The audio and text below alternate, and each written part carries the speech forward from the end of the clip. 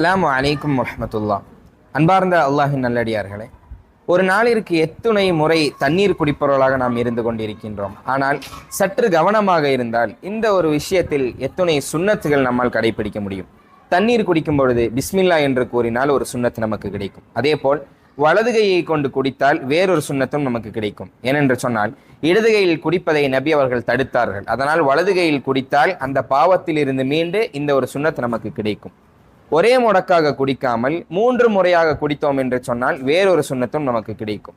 அதே போல் அமர்ந்து குடித்தோம் என்று சொன்னால் மற்றொரு சுன்னத்தும் நமக்கு கிடைக்கும். தண்ணீர் குடித்துவிட்டு அல்ஹம்துலில்லாஹ் என்று அல்லாஹை புகழ்ந்தோம் என்று சொன்னால் அந்த ஒரு சுன்னத்தும் நமக்கு கிடைக்கும்.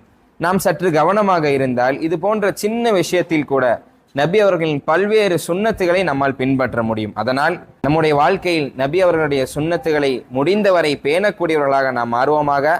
அஸ்ஸலாமு அலைக்கும் வரஹ்மத்துல்லாஹி.